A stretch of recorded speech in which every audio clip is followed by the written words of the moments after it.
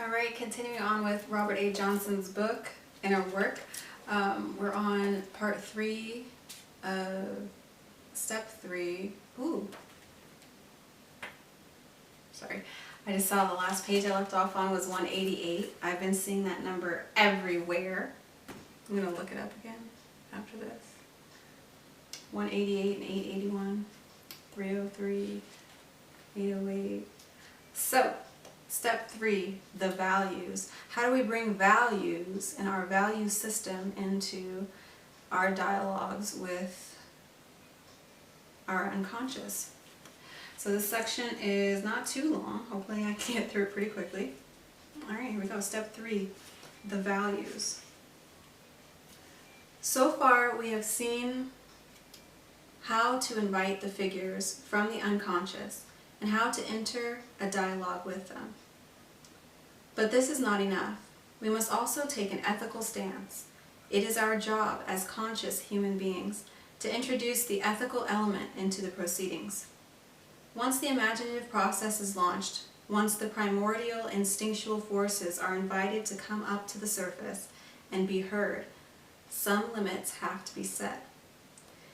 It is the conscious ego, guided by a sense of ethics, that must set limits in order to protect the imaginative process from becoming inhuman or destructive or going off into extremes.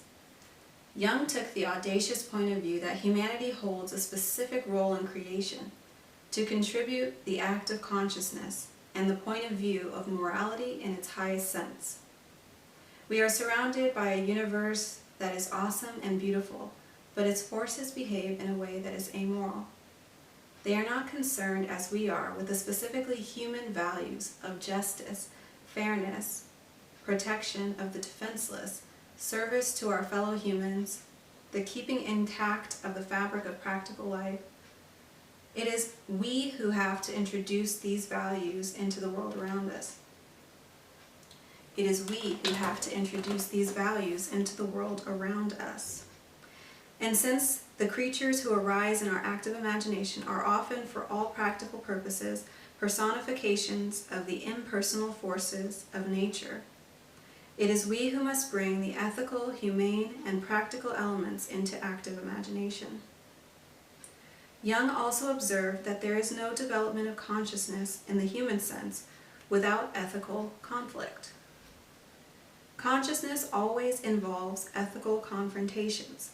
We become aware of the conflicting values, attitudes, and paths of conduct that are open to us and find that we must make moral choices.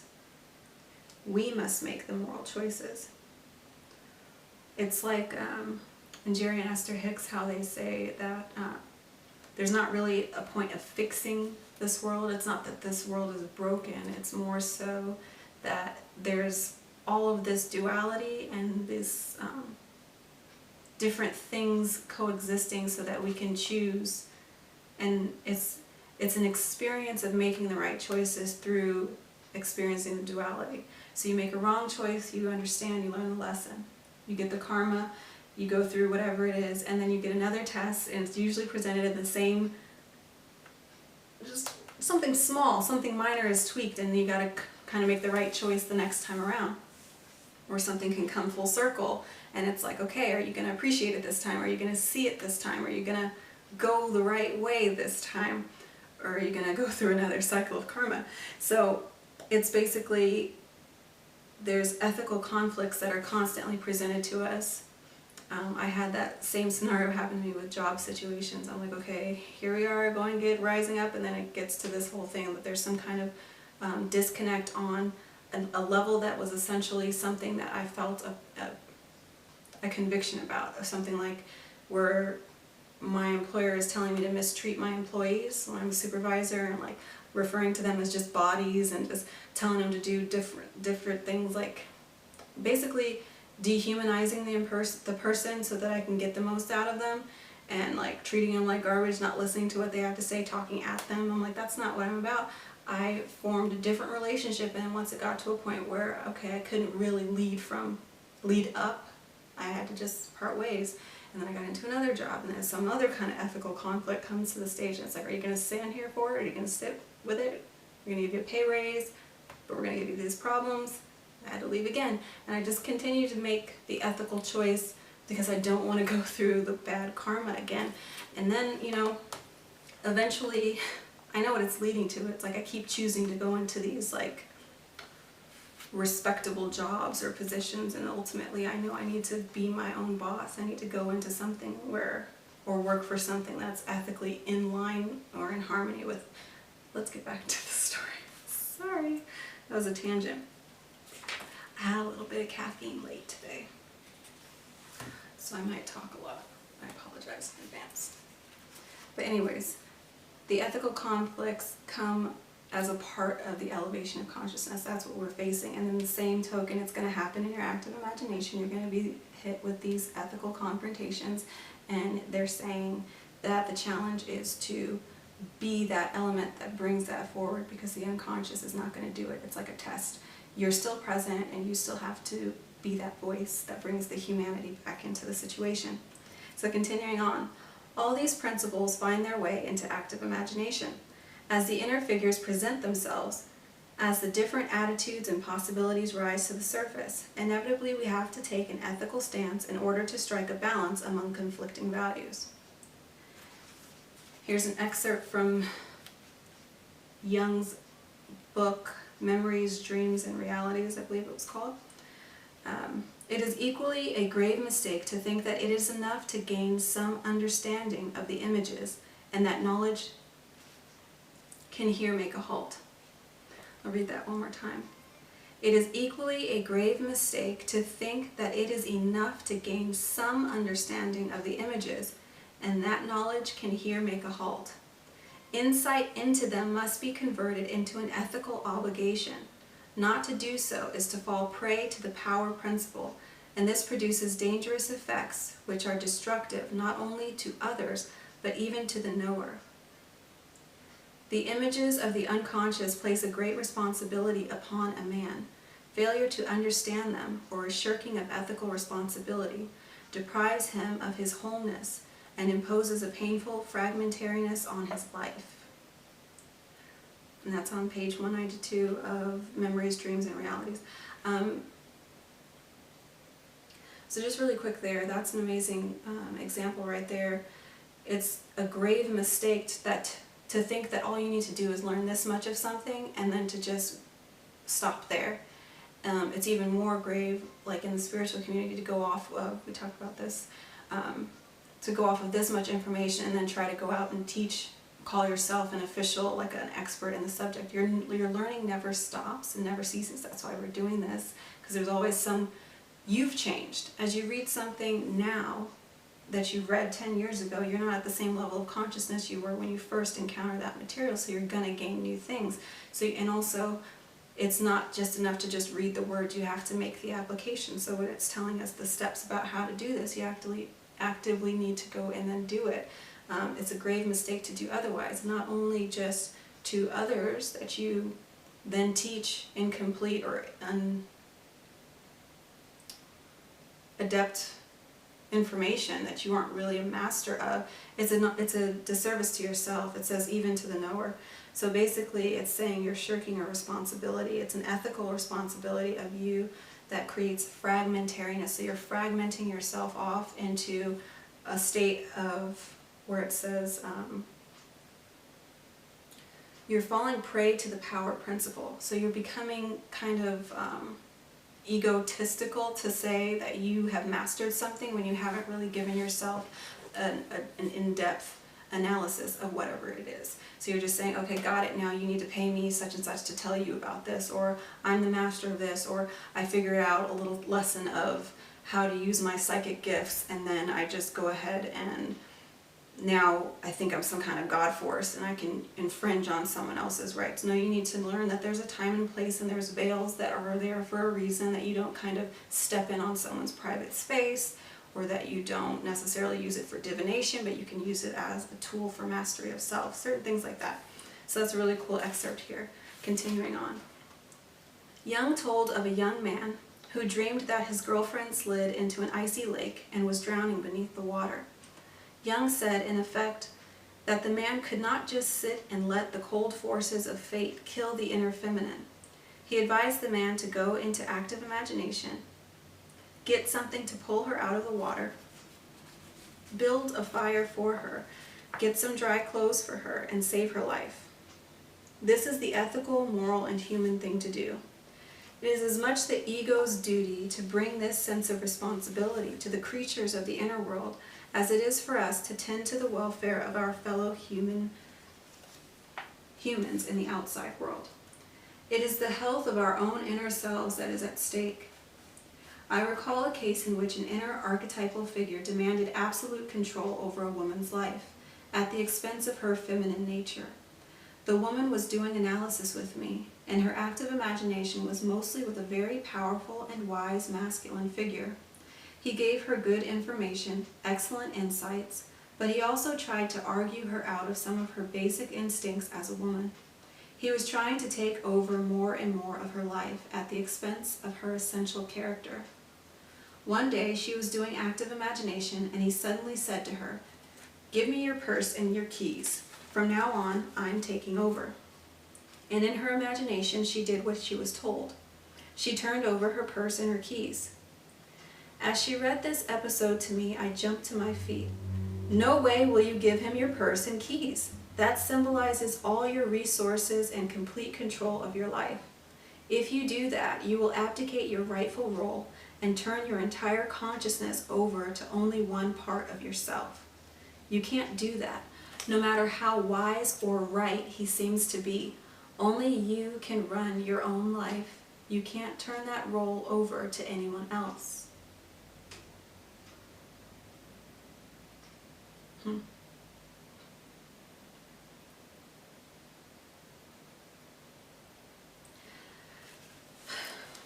Now you have to do it over again.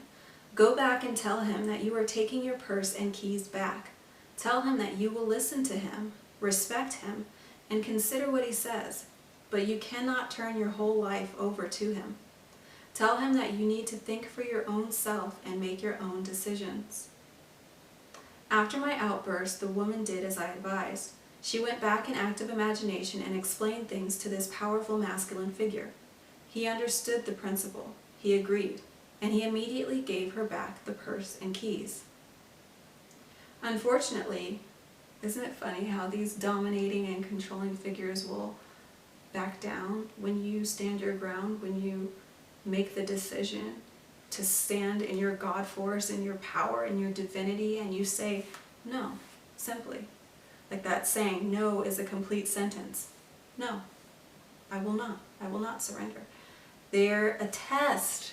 This is, life is a box of chocolates. No, life is a test. Life is a series of tests, like we were just talking about, of your ethical and your moral nature and what you choose to experience. As you're a creator and a manifester, and you're learning all the power and the depths that are within you, each time you fail to assert yourself, you surrender that part of the game over to these entities, these machines, these non-thinking, non-feeling, still divine beings that are just not quite on the level as you in your process. And you being who you are, you got to just make that conscious choice. Am I conscious? Am I awake? Am I alive? What do I choose to experience? What do I want to manifest? And if I continue to manifest suffering by surrendering my sovereignty and my dignity and my who I really am, then you're going to continue to just do that. The game will continue to let you do that. But you are the only one, you're the only element, like it says, you are the only one who can run your own life. You can't turn that role over to anyone else. As much as you want to point fingers and blame someone else for dominating or controlling you, you handed over your purse. You handed over your keys. All they did was ask. That asking is just, it's just a choice. It's just an offer, just like anything else, day to day. Do you want fries with that? You don't have to say yes. You don't have to supersize everything, but you do have to respond, and your response is the choice point that's going to navigate the next step that you experience in your life. So I love that he tells him to go back and do it over, assert your power, and then she sees that the thing just backs down. It's just like, okay, I agree. It makes sense. You got to do that, and then you might be surprised at how easy it is when you respond, and you're just like, oh wow, it was actually easier than I thought. I just failed to do it so many times because I wasn't thinking, I wasn't conscious. Now you make conscious decisions. Active imagination can help us with that. Unfortunately, about a year later, after she had stopped analysis, this woman did turn herself over completely to her power drive. She let the power aspect of this masculine presence take over completely in her inner world. She went off on an inflation. This is what happens if you do not set that boundary and you continue to surrender to that one aspect of yourself, say in the active imagination, this dominating, egoistic, power-centered portion of yourself, because you still have a feminine side that's suffering at your decision to only feed this entity. So she ends up surrendering to that. She let the power aspect of this masculine presence take over completely in her inner world. She went off on an inflation. She became a know-it-all, lectured everyone, and tried to dominate every situation.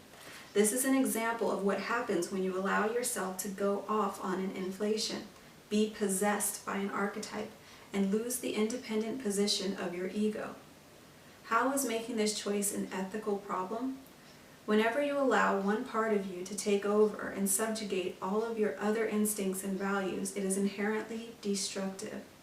Inevitably, your conduct and your treatment of other people will be off balance. Our word ethics and our concept of ethical behavior is derived from the Greek word that meant proper conduct. It is instructive that this word was in turn derived from the Greek ethos, meaning essential character or spirit of a person or people. Ethics, therefore, in its deepest sense, means the personal standard of conduct that accords with an individual's true inner character. Ethics is a principle of unity and consistency. People who behave ethically are those who make an honest effort to conform their behavior to their values. If one's conduct is grossly at odds with one's essential character, it always reflects a fragmentation of the personality. As Jung said, a shirking of ethical responsibility deprives him of his wholeness and imposes a painful fragmentariness on his life. You end up playing out a role when you're really so much more than any one thing. From what we have said so far, we can summarize 3 specific elements involved in preserving the ethical aspect of active imagination. First, you add the ethical element by holding out for the attitudes and conduct that are consistent with your character and your deepest values. Second, ethical balance requires that we not let one archetype or one part of ourselves take over at the expense of others. We can't sacrifice essential values in order to pursue one narrow urge or goal. Third, we must nurture and preserve the specifically human values that serve human life, that keep practical daily life going, and that keep our human relationships alive. I think the key word here is human, humanity, and everything that's around us is becoming more like, programmed or robotic and everything like that. The human aspect is essential, and who will bring that into it but the ethical human being? You, as you awaken, as you unlock your powers and your gifts, and you show others how to live through your example. Just as Jesus the Messiah, you walk the walk, and it's simple. You just make the choice and do it every day, and then, you lead by example. But you are the only person you have control over, and you cannot surrender. You can't turn that role over to anyone else. It's your job. It's your purpose. The greatest powers of the collective